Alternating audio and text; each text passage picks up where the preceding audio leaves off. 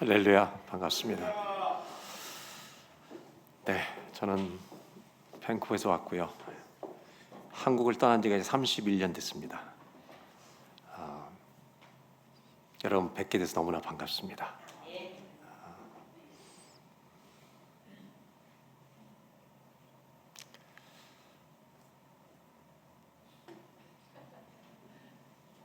여러분은 은혜를 아십니까?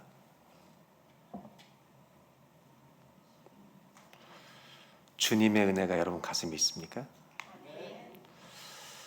저는 저희 어머님이 지금 95세로 지금 한국에 살아 계세요. 오면 하루는 꼭 어머님과 잡니다. 저희 어머님이 제 초등학교 시절에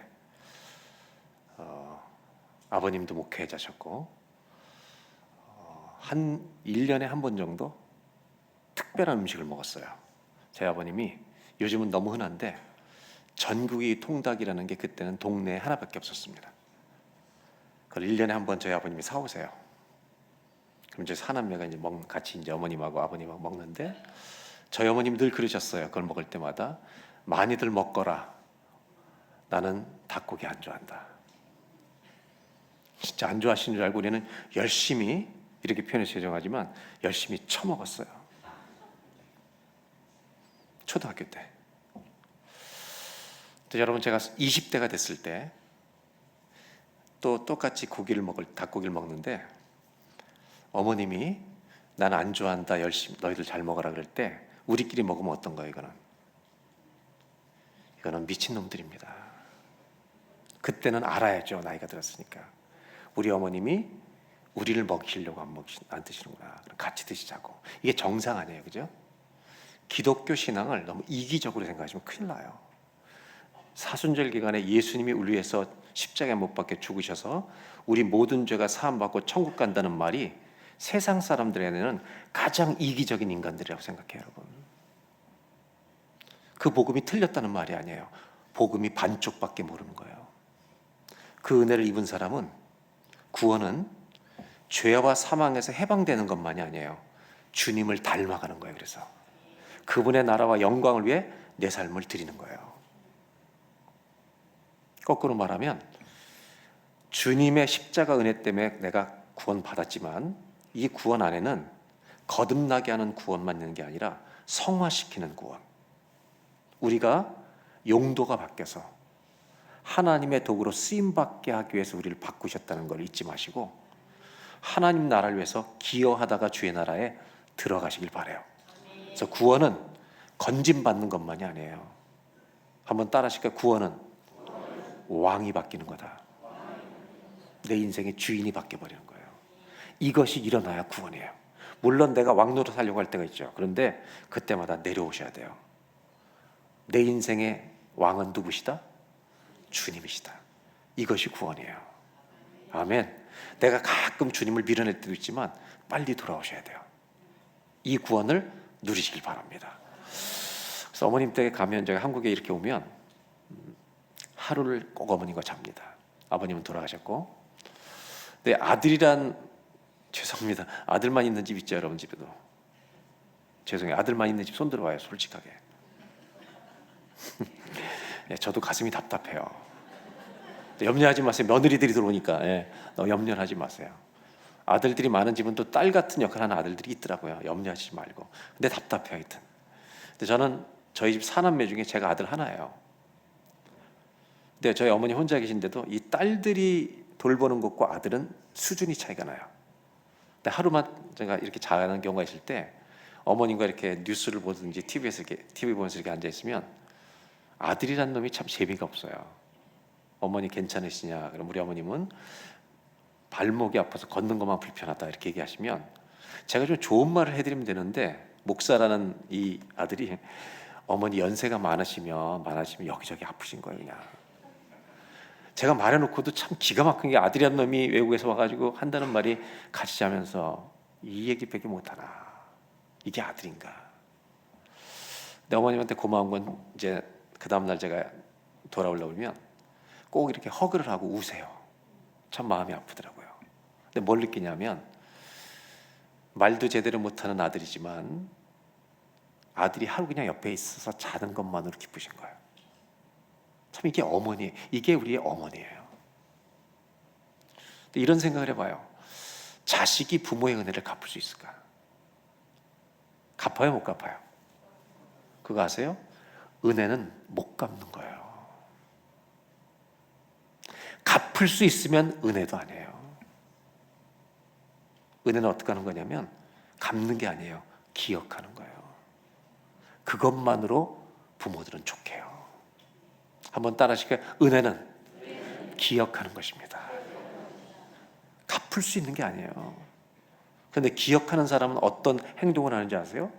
갚을 수 없지만 그분을 위해 뭔가를 하게 돼요. 하나님에는 더하죠. 우리가 그 은혜를 못 갚아요. 근데 그 은혜를 기억하는 사람은 일생에 반드시 주님을 위해서 하는 삶의 흔적이 있어요. 저희 교회는 개척한 지 23년이 넘었습니다. 그동안 23년 동안 37명의 가정이 선교사로 떠났습니다.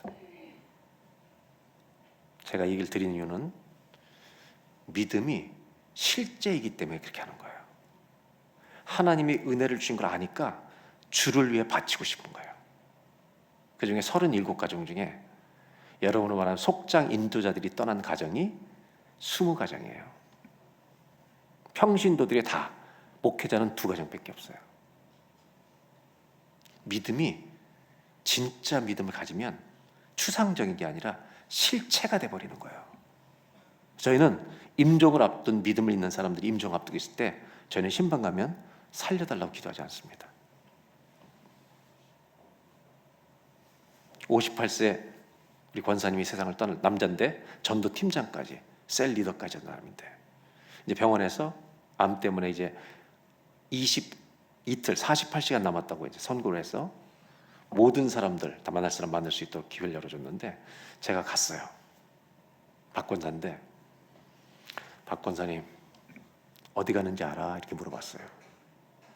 목사님 걱정하지 마세요. 저 살고 싶은 마음 많이 있지만 이제 주님이 부르시는 거 알기 때문에 저 주님 앞에 갑니다. 기도하자. 손잡고 기도합니다.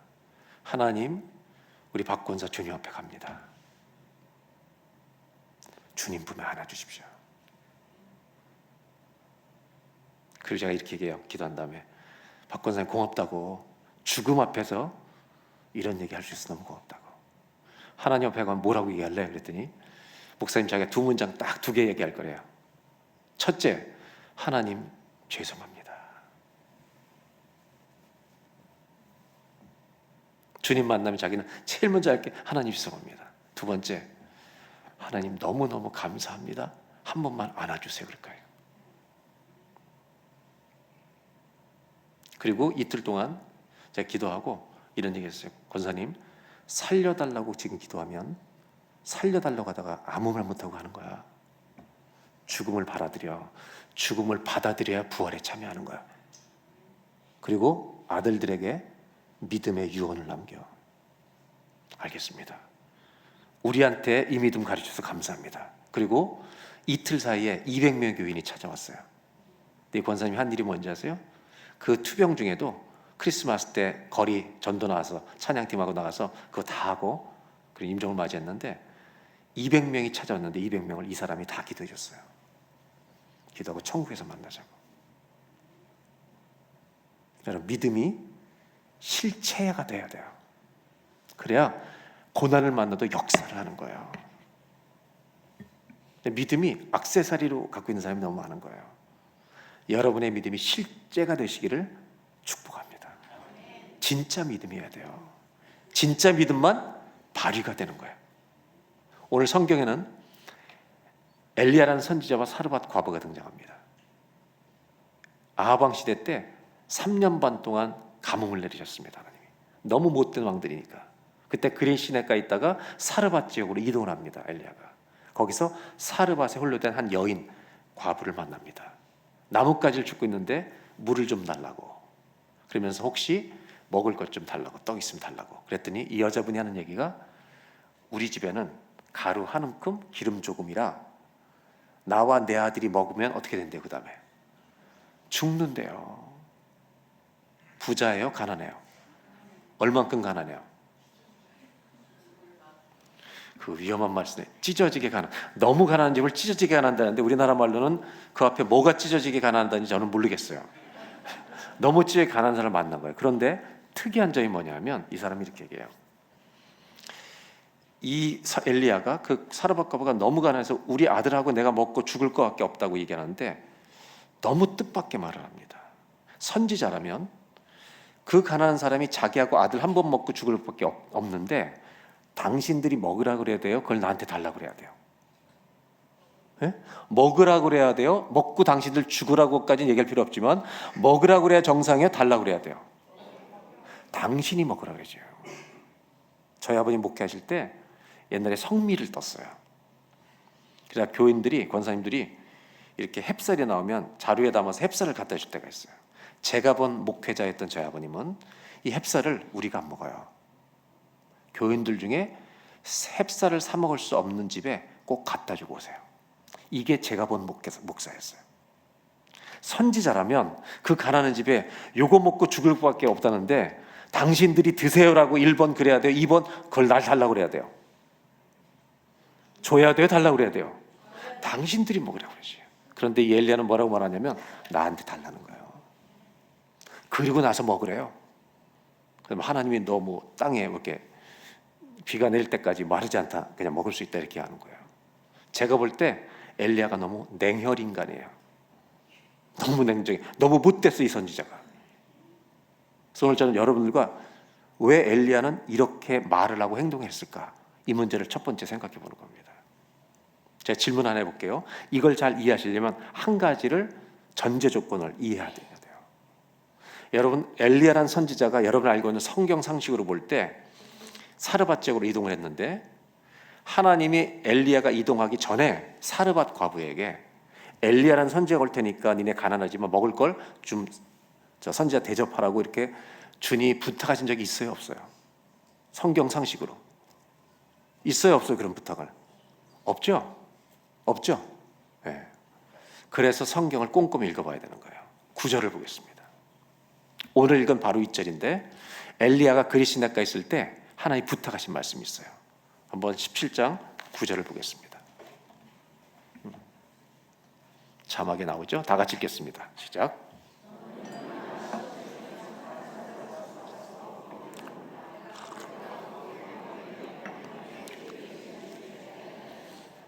제가 다시 읽어드릴게요. 하나님이 엘리야에게 그리시나가에서 옮기라고 하면서 너는 일어나 시돈에 속한 사르밧으로 가서 거기 머물라. 내가 그 과부에게 뭐 했다고요? 너에게. 다시 질문할게요. 엘리야가 사르밧 지역 가기 전에 하나님이 사르밧 과부에게 명령하셔서 엘리야에게 음식을 주라고 하셨어요 안 하셨어요? 아까는 안 했다며요. 그러니까 참 신기한 게 있어요. 우리는 똑같은 성경을 갖고 있는데 그걸 못 봐요. 이게 왜 중요하냐면 이 구절이 있는 것과 없는 것은 해석의 천지 차이가 오기 때문에요. 제가 한번 이걸 좀 실감나게 설명해 볼게요. 목사님 잠깐만 나와보세요. 근데 목사님의 역할은 오늘 과부예요. 일로 와요. 네. 사르밧 과부의 이번에 미안해요. 네. 여러분 잘 보세요. 하나님이 이 과부에게 말씀하셨어요 안 하셨어요? 가난한 집에 들고 있어요 그냥.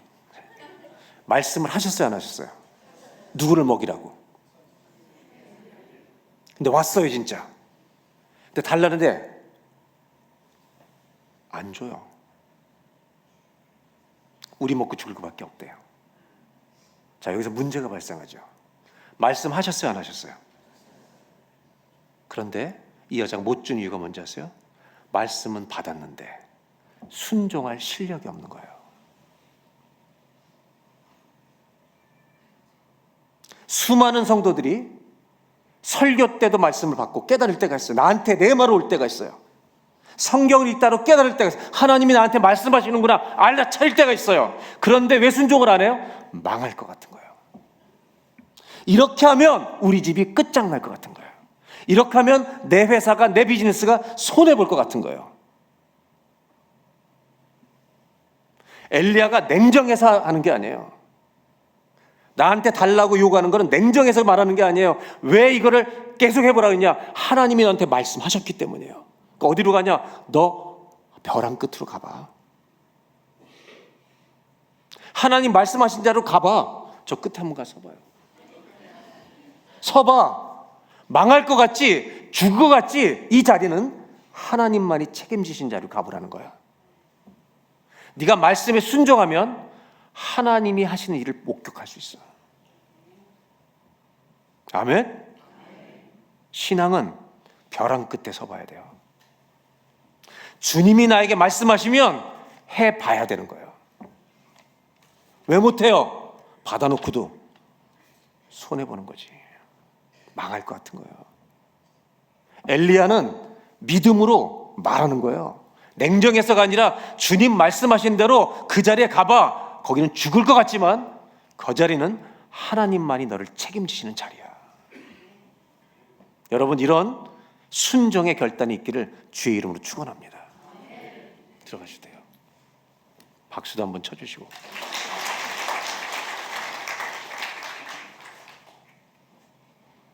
우리 기독교인들이 순종을 배우지 않죠. 자꾸만 하나님이 와서 좋은 것만 달라는 거예요. 그러니까 믿음이 어떻게 돼요? 병들어 죽는 거예요. 하나님에 대해서 화가 나 있어요. 주님이 십자가에서 우리를 위해서 죽으신 이 한 가지만으로도 You are worthy. 당신은 합당하십니다. To receive honor and glory.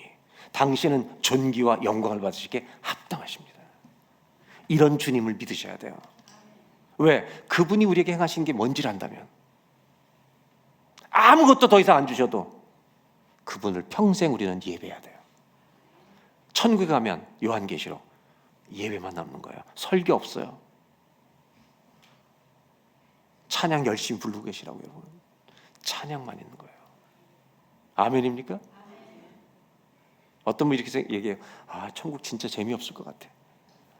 그런 분 질문 좀 많이 받아요. 너 쓰러진다, 천국 가면. 상상할 수 없는 감격이 있다고. 우리 찬송가 중에 이런 거 있잖아요. 주 예수보다 더 귀한 것은 없네. 아세요?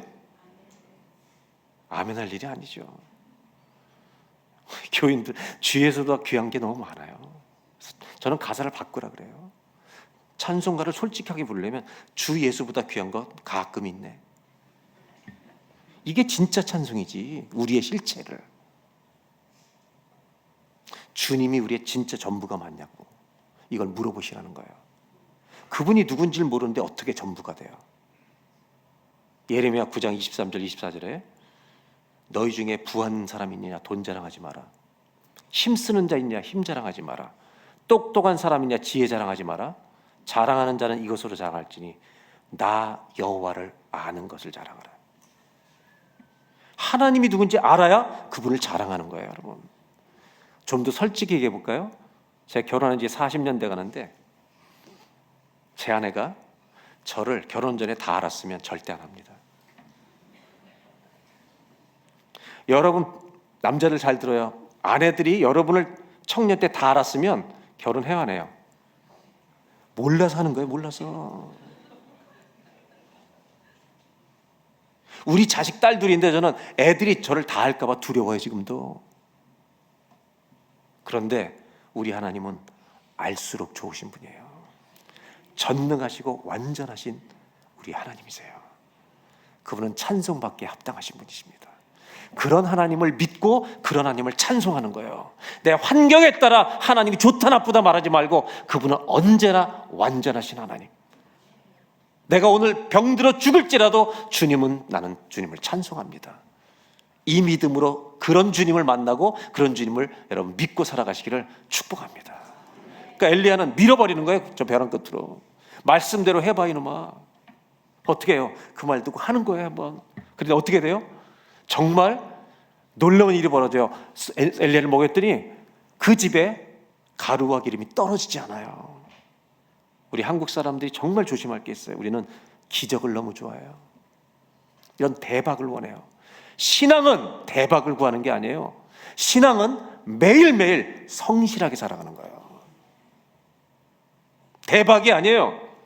여러분, 이 하늘에 양식이 내리기 시작하는데 가루와 기름이 떨어지지 않는데 언제까지 안 떨어지냐? 비가 올 때까지 안 떨어진 거예요. 언제 비가 왔는지 아세요? 금방 비가 와버렸어요.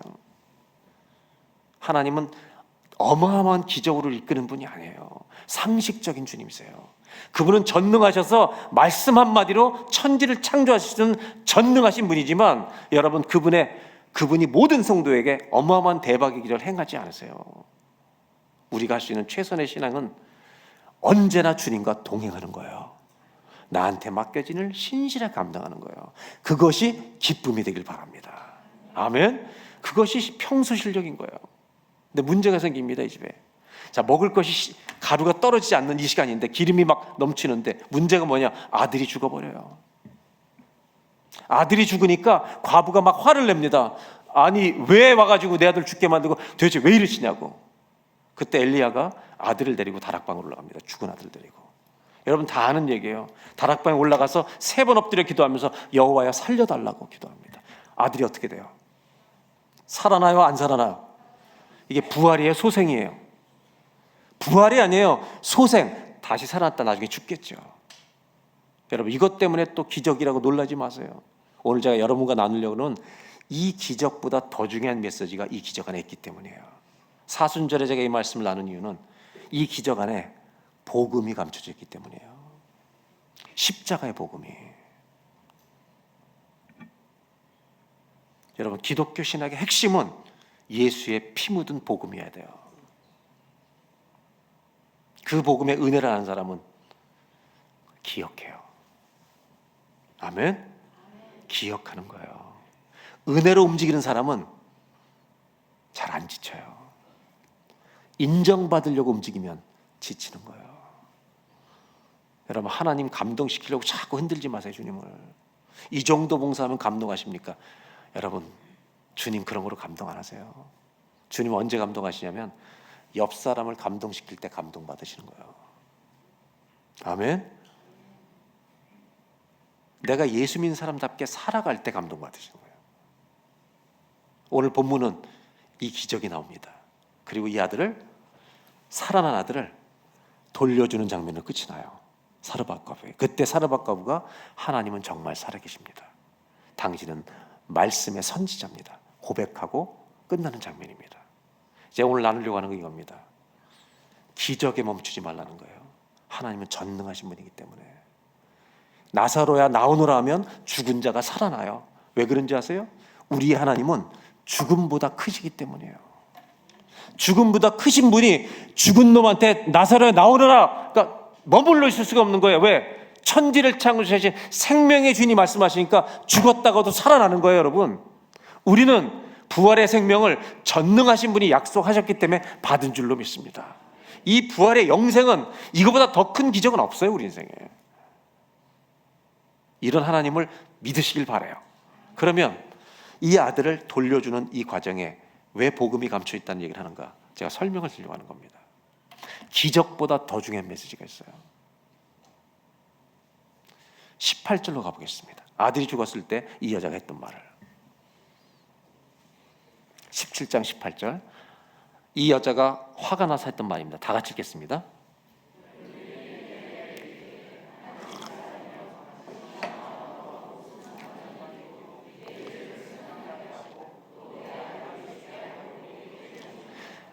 여기 다시 말씀을 잘 보세요. 아들이 죽자마자 여인이 엘리야에게 이르되 하나님의 사람이여 당신이 나보다 무슨 상관이 있기에? 그 다음에 뭐가 생각나요? 뭐가 생각나요?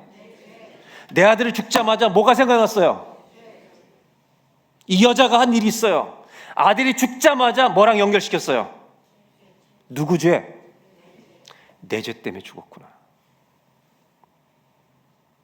여러분 이거 아십니까? 모든 부모를 회개시키는 길은 자녀를 치실 때입니다. 다윗이 범죄했을 때 누굴 쳤어요? 아들을 쳐버리는 거예요. 자식이 아프면 회개하지 않을 부모가 없습니다. 이 여자는 아들이 죽자마자 뭐가 생각났어요? 내 죄가 생각난 거예요. 자, 내 죄와 아들의 죽음을 하나로 연결시켜버린 거예요. 이 여자는 적어도 이걸 알았어요. 내 죄 때문에 죽은 거구나. 죄의 삭은 뭐예요?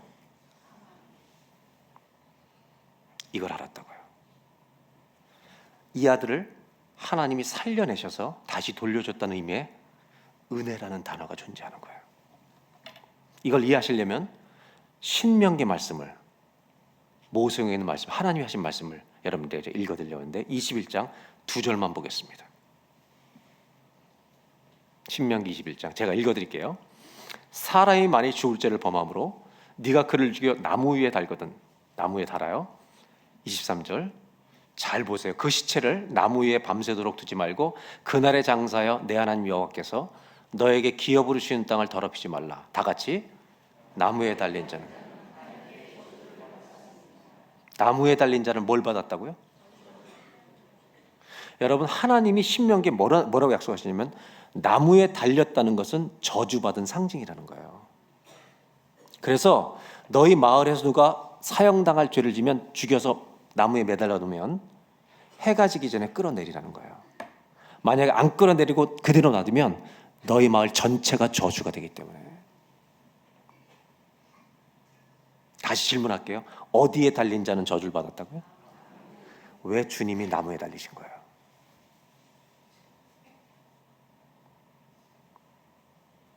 제가 다음 구절을 읽기 전에 질문 하나 해볼게요. 굉장히 중요한 질문이에요. 솔직하게 대답하셔야 돼요. 여러분의 가정의 자녀들의 미래가, 우리 모든 사람들의 자녀들의 미래가, 아니 자녀가 없는 분 내 인생의 미래가 내 죄의 결과로 결정이 돼버리면, 내 인생과 내 자식들의 미래가 내가 지금까지 진 죄의 결과로 올 것이라면 절망이에요, 소망이에요? 절망이에요, 소망이에요? 여기서 소망이라는 건 더 절망이야 진짜. 이걸 똑바로 하셔야 돼요. 내 자식들의 미래가 내 죄의 결과로 결정되면, 하나님이 그걸 결정을 내리신다면 우리는 절망의 소망이 제로예요. 없어요. 하나도 없어요. 맞아요?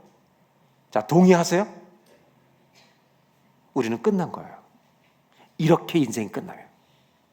그런데 구약의 전문가였던 사도 바울은 신명기 21장을 다른 복음을 전하면 저주를 받는다고 공격했던 갈라디아 교회에 이 다른 복음에 대한 공격을 하면서 이 신명기 21장 말씀을 그대로 인용을 합니다. 그리스도께서 하신 일이 뭔지. 갈라디아 3장을 보겠습니다. 그리스도께서 우리를 위하여 뭘 받으셨어요? 주님이 나무에 달려 돌아가신 이유는 우리들이 받아야 될 공의로우신 하나님의 모든 저주와 심판과 진노, 우리가 받아야 될 모든 저주를 대신 감당하기 위해서 나무에서 돌아가신 거예요. 그리스도께서 우리가 가져가야 될 모든, 우리가 받아야 될 모든 저주를 받은 바 되사 율법의 저주에서 그분이 그 저주를 다 담당하심으로 우리가 그 저주에서 건짐받을 수 있도록. 아직 무슨 말인지 못 알아듣신 것 같아요. 여러분, 이건 1억이나 100억과 비교가 될 수 없는 얘기를 하는 거예요. 우리를 그냥 내버려두면 하나님의 진노와 저주가, 공의로우신 하나님이 반드시 우리를, 이 죄를 심판하셔야 되는데, 우리가 당해야 될 모든 저주를 그분이 가져가시기 위해 율법의 저주에 우리를 속량하셨으니 기록된 바 나무에 달린 자마다 저주에 있는 자라 하였습니다. 예수님이 왜 나무에서 돌아가신 거예요? 우리가 당해야 될 모든 저주와 심판과 진노를 가져가시기 위해, 우리의 저주가 되어주시기 위해 주님이 죽으신 것을, 순종으로 그 길을 끝까지 걸어가신 것을 기억하는 기간이 사순절이잖아요. 사순절은 고난을 묵상하는 게 아니에요. 순종을 묵상하는 거지. 주님의 순종. 여러분, 우리 주님이 십자가에 매달리실 때, 못 박히고 창에 찔릴 때 억울하게 죽으셨을까요? 기쁨으로 돌아가셨을까요? 에이씨, 저것 때문에 내가 이렇게 죽으셨어요, 주님이? 그를 찌르는 사람들에게 우리 주님이 말씀 한마디로 다 죽여버릴 수 있어요. 근데 잘 들으세요. 우리 주님은 기적으로 구원하지 않으세요. 전능을 발휘하지 않으세요. 끝까지 고난을 당하셔서 우리의 저주가 되어주시는 거예요. 이유가 뭔지 아세요? 우리를 사랑하시기 때문에요. 주님은 사랑으로 구원하신 거예요. 어떤 기적과 전능을 행하지 않으시고 죽기까지 순종하심으로 율법의 저주에서 우리를 건져내셨으니. 아멘. 이 은혜를 입었는데 아무런 감동이 없다, 못 깨달은 거예요. 그게 무슨 일인지 모르는 거예요. 그 사람에게는 은혜가 존재할 수 없어요. 근데 이것이 아멘, 아멘이라고 믿어지는 사람은 평생 찬송하는 거예요. 아멘입니까? 그런 교회 성도들이 되시길 바랍니다. 다시 한번 13절을 보겠습니다. 갈라디아 3장 13절. 그리스도께서 우리를 위하여 저주를 받은 바 되사 율법의 저주에서 우리를 속량하셨으니. 다 같이. 이게 신명기 21장 그대로 가져온 거죠. 그 다음에 이유가 뭐냐 14절에 나와요. 이는 그리스도 예수 안에서, 이 말은 예수를 믿는 모든 자들이, 예수 안에 들어온 자들은 아브라함 믿었다, 하나님을 믿었을 때 의로 여겼다 아브라함의 복이 이방인에게, 이 땅의 모든 나라 사람들이 자기가 하나님의 진노와 심판에 있다는 것을 알고 하나님을 믿습니다, 주님의 구세주가 필요합니다, 예수님만이 나의 구주십니다, 이걸 고백하는 모든 이방인들에게 이 복이 미치게 하고, 아멘. 조선 땅에도 미치게 하고, 일본에도 미치게 하고, 아멘. 러시아에도 미치게 하고, 아프리카에도 미치게 하고, 하나님을 믿는 주의 이름을 부르는 자는 구원을 얻으리로다. 이 복이 온 땅에 임하도록 우리로 하여금 믿음으로 말미암아 성령의 약속, 구원의 인치심을 받게 하려 합니다. 아멘입니까? 여러분, 깨달아지는 은혜가 있기를 바랍니다. 이걸 인용한 거예요. 그럼 다시 엘리야로 돌아볼까요? 아들이 죽었을 때 어머니였던 사라밧 가부는 누구 죄 때문에 죽었다고요? 내 죄 때문이었어요. 그런데 엘리야 통해 살려낸 다음에 주시는 거예요. 목사님 한 번만 더 나오실래요? 아까는 말씀이었고 이번엔 아들이에요. 아들이 죽었어요. 죽어서 누구 죄가 생각났다고요? 그래서 내 죄 때문에 죽은 줄 알았을 때 이 아들을 데리고 엘리야가 기도한 다음에 살렸어요. 살려서 돌려줘요. 이 사람이 하나님을 찬송해요. 이 은혜를 입었기 때문에. 이게 뭔지 아세요? 내 죄 때문에 죽었다는 거예요. 주님이 이 장면은 기적보다 더 중요한 복음이 안에 있는 거예요. 네 자녀의 미래는 네 죄의 결과로 안 와. 하나님의 은혜의 결과로 올 것이니라.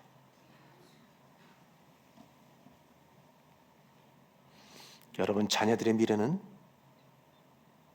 여러분 죄의 결과로 오지 않아요. 그건 저주예요. 예수님이 십자가에 죽으심으로 그를 믿는 자마다 주의 은혜가 우리 인생에 작동이 시작되는 거예요. 아멘. 죄를 허가해주는 허가증이 아니에요. 이 은혜를 잊지 말고 살아라고. 이 은혜의 중심에는 예수 그리스도가 계시는 거예요. 아멘입니까? 이 장면은 기적보다 더 중요한 메시지가 있어요. 우리 인생의 미래와 자녀들의 미래는 네 죄의 결과로 오지 않아. 하나님의 은혜의 결과가 너의 가정에 임할 것이니라. 가정에 장애우를 가진 부모들이 평생 자기 죄책감에 시달려요. 아니요. 주님의 선물이에요. 하나님 나라 가면 다 알 거예요. 예수 믿는 자에게, 아브라함에게 준 믿음을 믿는 자에게 준 모든 복이 하나님의 은혜로 임할 줄로 믿습니다. 이것이 사순절에 우리에게 주시는 십자가의 복음입니다. 감사합니다.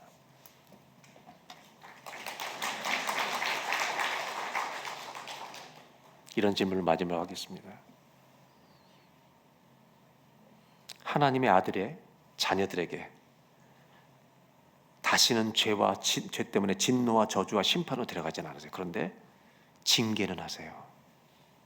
사망으로 데려가진 않아요. 징계는 하신다고요. 자식이기 때문에. 이제 하나님의 자녀인 우리는 사망과 진노와 심판에 이런 죄를 짓는 게 아니에요.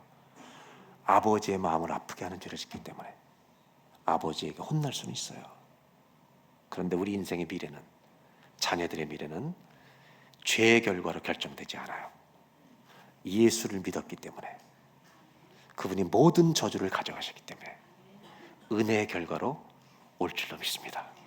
그런 주님 앞에 평생 찬송하는 게 마땅하지 않겠어요? 오늘 사순절에 한 주일인데 이런 주님께, 나한테 이런 은혜 베푸신 하나님께 감사와 영광의 박수를 한번 올려드리고 말씀 마치면 좋겠습니다. 아멘. 기도하겠습니다. 오늘 1분만 기도하겠습니다.